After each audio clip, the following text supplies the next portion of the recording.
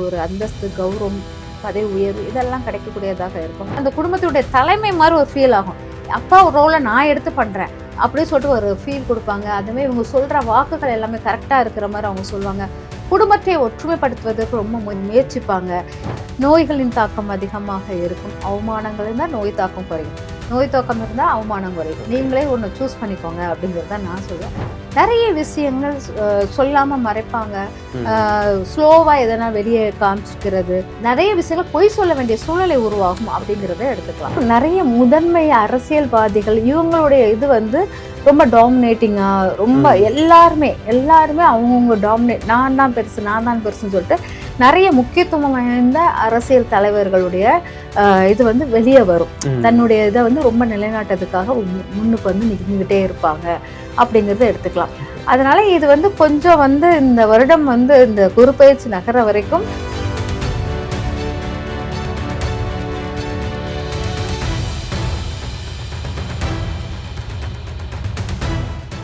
Divine Tamil நேயர்களுக்கு வணக்கம். நான் உங்க சுஷீந்திரன். இன்னைக்கு நம்ம கூட இருக்கிற ஸ்பெஷல் கெஸ்ட் ஜோதிடர் ஜெயந்தி ரவி அவர்கள். வணக்கம் மேம். வணக்கம். எப்படி இருக்கீங்க? நல்லா இருக்கேன். 2026க்கான பொது பலன்கள் அடுத்த ராசியான துலா ராசிக்கு எப்படி இருக்க போகுது?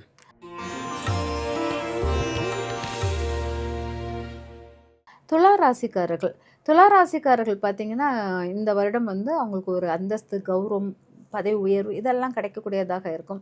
இந்த சொசைட்டியில் இவங்களை மேன்மைப்படுத்தக்கூடிய இடத்துல இருக்கக்கூடியதாக இருக்கும். அதனால் இவங்க கௌரவங்கள் மட்டும் இல்லாமல் வேலை வாய்ப்புகளில் நல்ல முன்னேற்றம் கிடைக்கும் அப்படிங்கிறத எடுத்துக்கலாம். ஆனால் இவங்களுடைய பேச்சு வன்மை அதிகமாக இருக்கிறதுனால அதில் கொஞ்சம் ரொம்ப ஸ்ட்ரிக்டாக பேசுகிற மாதிரி, ரொம்ப கட் அண்ட் ரைட்டாக பேசுகிற மாதிரி பேசுகிறதுனால கொஞ்சம் அது கவனமாக இருக்கணும். அதனால் உறவுகளுக்குள் கொஞ்சம் பிரிவினைகள் அதெல்லாம் வர்றதுக்கு வாய்ப்புகள் இருக்கும். நண்பர்கள் நிறைய சப்போர்ட் பண்ணுவாங்க, ஏதோ முயற்சி பண்ணுவாங்க, அது முழுமையாக சக்ஸஸ் கிடைக்கும் அப்படிலாம் எடுத்துக்கலாம். அதனால் இவங்களுக்கு ரொம்ப அற்புதமான ஆண்டாக இது இருக்குது அப்படிங்கிறத எடுத்துக்கலாம். அப்புறம் தாயுடைய குழப்பங்கள், தாயுடைய உடல் ஆரோக்கியத்தில் கவனமாக இருக்கணும். இவங்களுக்கான பரிகாரம் நம்மளுடைய பாதாளச்செம்பு முருகர் வழிபாடுகளை எடுக்கலாம், குபேர வழிபாடுகளை எடுக்கலாம். இவங்க வழிபாடுகளை எடுக்கும்போது இவங்களுக்கு நிறைய விஷயங்கள் மாற்றங்கள் உருவாகும். அப்படி அடுத்து விருச்சக ராசிக்கு இந்த பொது பலன்கள் எப்படி இருக்க போகுது?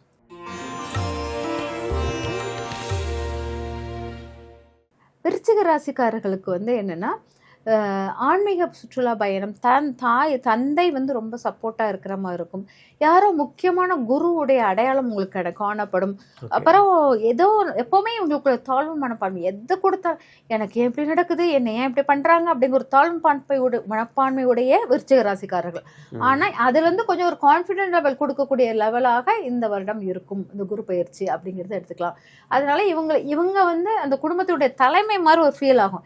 அப்பா ஒரு ரோலை நான் எடுத்து பண்ணுறேன் அப்படின்னு சொல்லிட்டு ஒரு ஃபீல் கொடுப்பாங்க. அதுமாதிரி இவங்க சொல்கிற வாக்குகள் எல்லாமே கரெக்டாக இருக்கிற மாதிரி அவங்க சொல்லுவாங்க. குடும்பத்தை ஒற்றுமைப்படுத்துவதற்கு ரொம்ப முயற்சிப்பாங்க. இதெல்லாம் விருச்சிக ராசிக்காரர்களுக்கு இருக்குது. இந்த வருடம் குரு பயிற்சி இவங்களுக்கு நல்ல அற்புதமான பலன்களை கொடுக்குது. இவங்க ஆசைப்பட்ட எந்த துறையும் இவங்க எளிதில் அடையலாம். ஆன்மீக சுற்றுலா பயணங்கள் நிறைய மேற்கொள்வார்கள் அப்படிங்கிறத எடுத்துக்கலாம். படிப்பில் முக்கியத்துவமான PhD அந்த மாதிரி இதெல்லாம் பண்ணக்கூடியவர்களாக மாறுவார்கள். இவங்களுக்கு பரிகாரம் என்ன பண்ணலாம்? இவங்களுக்கு பரிகாரம் அப்படின்னு பார்த்தீங்கன்னா, நீங்கள் இப்போ தான் சித்தர் வழிபாடுகளை எடுக்கலாம், காலபைரவர் வழிபாடுகளை எடுக்கலாம். இதெல்லாம் எடுக்கும்போது இவங்களுக்குள்ள பரிகாரத்துக்கு நல்ல மாற்றங்கள் உண்டு. இவங்க பரிகாரம் பண்ணணும் கூட தேவை இருக்காது. ஆனாலும் சித்தர் வழிபாடுகளும் காலபைரவர் வழிபாடும் அடிக்கடி பார்த்துட்டு வந்தாலும் சிறப்பாக. அடுத்து தனுசு ராசிக்கு பொது பலன்கள் எப்படி இருக்க போகுது?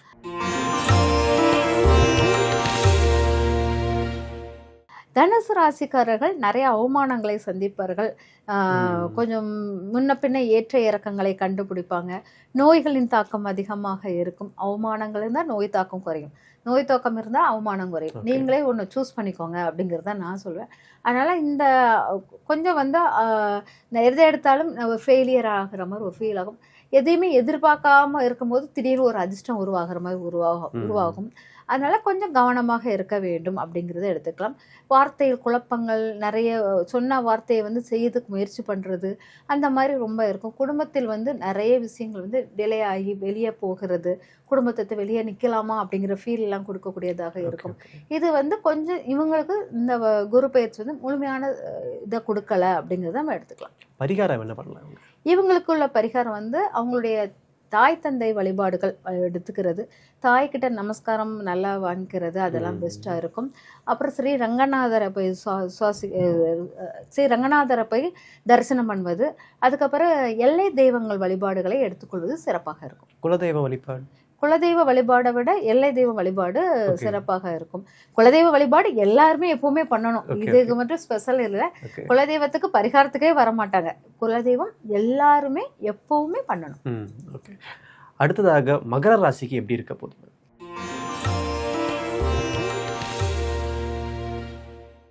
மகர ராசிக்காரர்கள் ஏற்கனவே கன்ஃபியூஸ்டான மகர ராசிக்காரர்கள், அவங்க மட்டும் குழம்ப மாட்டாங்க, எல்லாரையும் சேர்த்து குழம்பக்கூடிய மகர ராசிக்காரர்களுக்கு வந்து தன்னுடைய பார்ட்னர்னால நன்மை உண்டாகும். தன்னுடைய கல்யாணம் முடியக்கூடிய கணவனோ அல்லது மனைவியோ அவங்க வந்து இவங்களுக்கு நன்மை செய்யக்கூடியவர்களாக இருப்பார்கள். திருமண வாய்ப்புகள் கூடி வரும். அதே மாதிரி இவங்களுக்கு தூக்கத்தின் அளவு ரொம்ப குறையும், தூக்கம் கிடைக்காது, பிஸ்னஸ் பண்ணலாமாங்கிற மைண்ட் செட் இருக்கும். நிறைய ஹார்ட் ஒர்க் பண்ணுவாங்க, அந்த ஹார்ட் ஒர்க்குக்கு சப்போர்ட்டிவாக குடும்பம் இருக்கிற மாதிரி இருக்கும். நிறைய விஷயங்கள் சொல்லாமல் மறைப்பாங்க, ஸ்லோவாக எதனா வெளியே காமிச்சிக்கிறது, நிறைய விஷயங்கள் பொய் சொல்ல வேண்டிய சூழ்நிலை உருவாகும் அப்படிங்கிறத எடுத்துக்கலாம். அதே போல் இவங்க வந்து எதை எடுத்தாலும் வந்து பழைய நண்பர்கள், பழைய விஷயங்கள், நண்பர்களுடன் ஷேர் பண்ண விஷயங்களை எப்போவுமே மெமரி எடுத்துகிட்டு வந்து நிறைய வேஸ்ட் பண்ணக்கூடியவங்களாக இருப்பாங்க.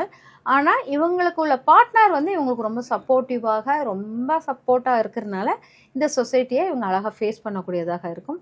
ஆனால் இவங்க சோம்பேறித்தனம் அதிகமாக இருக்கும், இல்லாட்டா தூங்காத தன்மை அதிகமாக இருக்கும், அதிக மருத்துவ செலவுகள் அதிகரிக்கும். இதெல்லாம் கொஞ்சம் கவனமாக இருக்கணும். மகர ராசிக்கு பரிகாரம் என்ன இருக்கு? மகர ராசிக்கு பரிகாரம் வந்து காவல் தெய்வ வழிபாடுகள், எல்லை தெய்வ வழிபாடுகளை எடுப்பது சிறந்த பலனை கொடுக்கும். இறந்தவர்களுடைய முன்னோர்கள் வழிபாடுகள் ரொம்ப முக்கியமானதாக இருக்கணும். முன்னோர்களை அடிக்கடி ஞாபகப்படுத்திக்கிட்டே இருந்தீங்கன்னா இவங்களுடைய இந்த நெகட்டிவான தூக்கம் இல்லாதது இதெல்லாம் அவங்களுக்கு கொஞ்சம் குறையும் அப்படிங்கிறத எடுத்துக்கலாம். அடுத்து கும்பராசிக்கு எப்படி இருக்க போகுது இந்த பொது பலன்ல?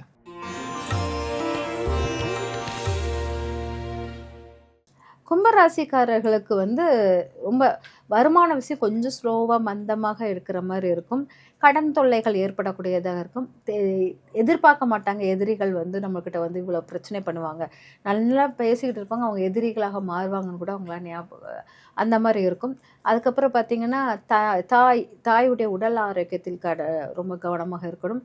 தாயினால் பிரச்சனைகள் உருவாகும் அப்படிங்கிறத எடுத்துக்கலாம். படிப்பு சார்ந்த விஷயத்தில் நிறைய முன்னேற்றம் கிடைக்கும். படிப்புக்காக வெளிநாடு வெளியூர் இங்கே போக வேண்டியது இருக்கும். வருமான பெருக்கம், பூர்வீக சொத்தினால் வரக்கூடிய வருமானங்கள் பெருகக்கூடியதாக இருக்கும் அப்படிங்கிறது. உறவினர்கள் அடிக்கடி வீட்டுக்கு வந்து போய்கிட்டே இருப்பாங்க அப்படிங்கிறது இருக்கலாம். ஏதோ விட்டு போன கடமைகளை செய்யக்கூடியவர்களாக இந்த கும்பராசிக்காரர்கள் செஞ்சுக்கிட்டு இருப்பாங்க அப்படிங்கிறத எடுத்துக்கலாம். பரிகாரம் என்ன பண்ணலாம்? இவங்களுடைய பரிகாரங்கள் அப்படின்னு பார்த்தீங்கன்னா குலதெய்வங்கள் வழிபாடு மட்டும் இல்லாமல் நல்ல கூட்டமாக சேர்ந்து ஒரு கோயிலை போய் வச்சு அது அங்கே 4 பேருக்கு அன்னதானம் பண்ணுறது அந்த மாதிரி, அதாவது பூர்வீக இடத்துக்கு போயிட்டு கூட்டமாக சேர்ந்து எல்லாருக்கும் அன்னதானம் பண்ணுறது அந்த மாதிரி பண்ணுறது சிறப்பாக இருக்கும். அப்புறம் பக்கத்தில் இருக்கிற தெய்வ வழிபாடு, கணபதி வழிபாடு இதெல்லாம் எடுத்துக்கிறது சிறப்பாக இருக்கும். கடைசி ராசி மீன ராசிக்கு எப்படி இருக்க போகுது?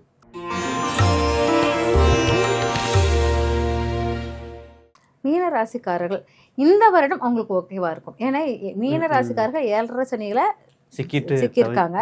ஆனா இந்த 7.5 சனியில சிக்கியிருந்தாலும் குருவுடைய பார்வை இந்த சனி மேல விழுவதனால் இந்த ஒரு வருஷம் இவங்களுக்கு வந்து கொஞ்சம் மூச்சு விடலாம் அப்படிங்கிற மாதிரி இருக்கும். ஆமா, கொஞ்சம் இந்த ஒரு வருஷம் நீங்க கொஞ்சம் ரெஸ்ட் எடுத்துக்கோங்க, நிழல்ல இருக்கிற மாதிரி அர்த்தம். அதனால இந்த ஒரு வருஷம் உங்களுக்கு நல்ல பலன்களை கொடுக்கும். பிள்ளைகளால் நன்மை தரும், பிள்ளைகளால் நன்மதிப்புகள் உருவாகும், ஆசைப்பட்டது எடுக்கக்கூடிய காலம். அதுமாதிரி வீடு மனை வாகனங்கள் பயன்படுத்திக்குவீங்க. கல்வியில் ரொம்ப முன்னேற்றம் கிடைக்கும். காதல் விவகாரங்களில் வெற்றி உண்டாகும். இதெல்லாம் இந்த ஒரு வருட காலத்தில் இவங்களுக்கு நன்மை தரக்கூடியதாக இருப்பதனால் இதில் வந்து நீங்கள் ஏதாச்சும் சக்ஸஸ் பண்ணால் குயிக்காக முடிச்சுட்டு சக்ஸஸ் பண்ணிக்கலாம். ஓகே. பரிகாரம் என்ன பண்ணலாம்? பரிகாரம் வந்து பார்த்திங்கன்னா இவங்களுக்கு அம்பாள் வழிபாடுகளை எடுக்கலாம்.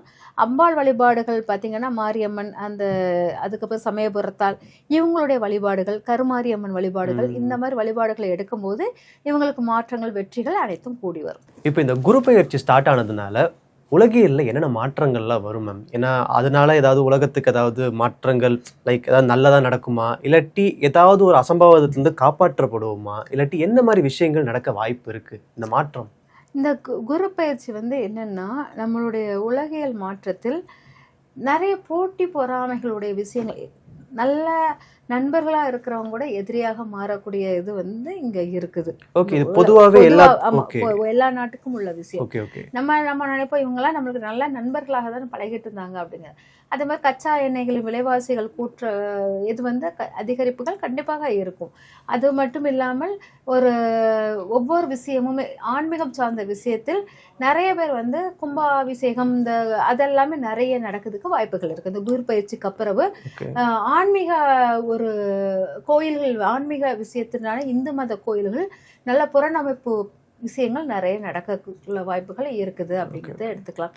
அப்புறம் நிறைய முதன்மை அரசியல்வாதிகள் இவங்களுடைய இது வந்து ரொம்ப டாமினேட்டிங்கா, ரொம்ப எல்லாருமே அவங்கவுங்க நான் தான் பெருசுன்னு சொல்லிட்டு நிறைய முக்கியத்துவம் வாய்ந்த அரசியல் தலைவர்களுடைய இது வந்து வெளியே வரும். தன்னுடைய இதை வந்து ரொம்ப நிலைநாட்டதுக்காக முன்னுக்கு வந்து நின்றுகிட்டே இருப்பாங்க அப்படிங்கிறத எடுத்துக்கலாம்.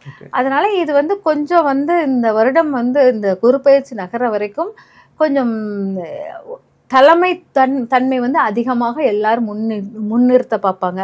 அரசாங்கத்துடைய முக்கியமான விஷயங்கள் முன்னிறுத்தப்படுகிறது. இதெல்லாம் வந்து அரசாங்க விஷயங்கள் பப்ளிக்கா பேசப்படக்கூடியதாக மாறும். இதெல்லாமே இந்த குரு பயிற்சியில, ஏன்னா குருக்கு 2ஆம் வீட்டில் சூரியன் இருக்குது. அந்த சூரியன் உச்ச வீடு வந்து நம்மளுக்கு வந்து 10ஆம் வீடாக இருக்குது. அதனால நம்மளுக்கு வந்து இந்த கௌரவம், அந்தஸ்து, இந்த மாதிரி பதவிகள், இதை சார்ந்த விஷயத்தை பத்தி இந்த பேச்சுகள் அதிகமாக இருக்கும் அப்படிங்கிறது. கச்சா எண்ணெய் எரிவாயுகள் வந்து குறைவதுக்கு காரணமும் இதுதான். அது வந்து இப்போ வந்து இந்த கச்சா எரிவாயுகளுக்குள்ள சுமூகமான பேச்சுவார்த்தைகள் நடக்கும். ஆனா நடந்தாலும் அது வந்து தலகணம், ஈகோ, இதனால கொஞ்சம் பிரேக் ஆகி இருந்துகிட்டே இருக்குது. ஓகே, நம்ம நேயர்களுக்காக ரொம்ப சுவாரஸ்யமா நிறைய சொன்னீங்க மேம். நன்றி. நன்றி.